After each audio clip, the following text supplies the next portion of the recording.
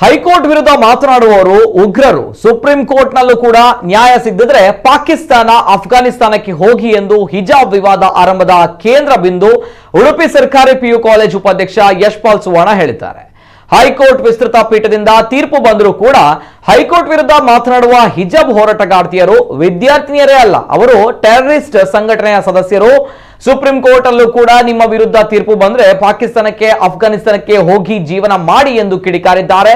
ಅಂಬೇಡ್ಕರ್ ಬಗ್ಗೆ ಮಾತನಾಡುವ ಅರ್ಹತೆ ವಿದ್ಯಾರ್ಥಿನಿಯರಿಗೆ ಇಲ್ಲ. ನೆಲದ ಕಾನೂನು ಗೌರವಿಸದವರು ಅವರಿಗೆ ಬೆಂಬಲ ನೀಡುತ್ತಾ ಇರುವಂತಹ ಸಂಘಟನೆಗಳು ದೇಶ ವಿರೋಧಿ ಸಂಘಟನೆ ಎಂದು ಹೇಳಿದ್ದಾರೆ. ವಿದ್ಯಾರ್ಥಿಗಳು ದೇಶ ವಿರೋಧಿಗಳು ಎಂಬುದು ಮತ್ತೆ ಸಾಬೀತಾಗಿದೆ. ದೇಶ ವಿರೋಧಿ ಸಂಘಟನೆಗಳ ಕುಮ್ಮಕ್ಕಿನಿಂದ ಹೇಳಿಕೆಯನ್ನ ನೀಡ್ತಾ ಇದ್ದಾರೆ. ಅವರಿಗೆ ಭಾರತ ದೇಶದ ಮೇಲೆ ಅಭಿಮಾನ ಇಲ್ಲ. ನ್ಯಾಯಾಧೀಶರ ಬಗ್ಗೆ ಹಗುರವಾಗಿ ಮಾತನಾಡುವವರು ಈ ದೇಶದಲ್ಲಿ ಇರಬೇಕಾ? ಮುಸಲ್ಮಾನ ವಿದ್ಯಾರ್ಥಿನಿಯರನ್ನ ಶಿಕ್ಷಣ ವಂಚಿತರನ್ನಾಗಿ ಮಾಡಲಾಗ್ತಾ ಇದೆ. ಇದರ ಹಿಂದೆ ಒಂದು ದೊಡ್ಡ ಷಡ್ಯಂತ್ರ ಇದೆ. ಮುಸಲ್ಮಾನ ಮಹಿಳೆಯರನ್ನ ಗುಲಾಮರ ರೀತಿಯಲ್ಲಿ ನಡೆಸಿಕೊಳ್ಳಲಾಗ್ತಾ ಇದೆ. ದೇಶ ವಿರೋಧಿ ಸಂಘಟನೆಗಳ ಕುಮ್ಮಕ್ಕಿಗೆ ಒಳಗಾಗಬೇಡಿ ಎಂದ ಅವರು, ಸಮಾನ ನಾಗರಿಕ ಸಂಹಿತೆ, ಹಿಂದೂ ರಾಷ್ಟ್ರ ನಿರ್ಮಾಣ ಮಾಡುವ ಕಲ್ಪನೆ ಇದೆ. ಮುಸಲ್ಮಾನರನ್ನ ನಾವು ಚುನಾವಣೆಯ ಲಾಭಕ್ಕೆ ಬಳಸ್ತಾ ಇಲ್ಲ. ಅಭಿವೃದ್ಧಿಯ ಚಿಂತನೆ, ರಾಷ್ಟ್ರೀಯ ಚಿಂತನೆ ಇದ್ದ ಮುಸ್ಲಿಮರನ್ನ ಒಪ್ಪುತ್ತೇವೆ ಎಂದು ಹೇಳಿದ್ದಾರೆ. ಇವತ್ತು ನಮ್ಮ ದೇಶದ ನ್ಯಾಯಾಂಗ ವ್ಯವಸ್ಥೆಗೆ ಕಲಂಕ ತರುವ ರೀತಿಯಲ್ಲಿ ಅವರು ವರ್ತಿಸಿದ್ದಾರೆ.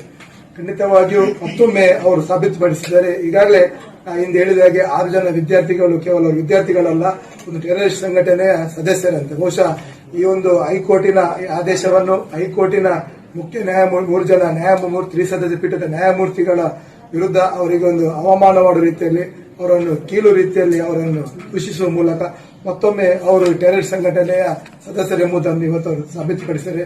ಖಂಡಿತವಾಗಿ ಈ ಬಗ್ಗೆ ಸಂಬಂಧಪಟ್ಟ ಇಲಾಖೆ ಇರಬಹುದು, ನಾವೆಲ್ಲರೂ ಸೇರಿ ಆ ಬಗ್ಗೆ ಕಾನೂನು ರೀತಿಯ ಕ್ರಮಗಳು ನಾವು ಈಗಾಗಲೇ ಆಗ್ರಹವನ್ನು ಪಟ್ಟಿದ್ದೇವೆ.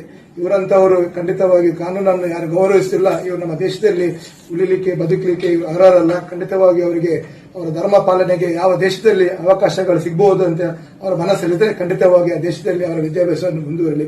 ಈ ನಮ್ಮ ಭಾಗದಲ್ಲಿ ಬಂದು ಇತರ ವಿದ್ಯಾರ್ಥಿಗಳಿಗೆ, ಬಡ ವಿದ್ಯಾರ್ಥಿಗಳಿಗೆ ಅವರ ಭವಿಷ್ಯಕ್ಕೆ ಕೊಳ್ಳಿಡುವಂತ ಕೆಲಸವನ್ನು ಮಾಡಬಾರ್ದು ಅಂತ ಈ ಮಾಧ್ಯಮದ ಮೂಲಕ ಹೇಳಿಕೆ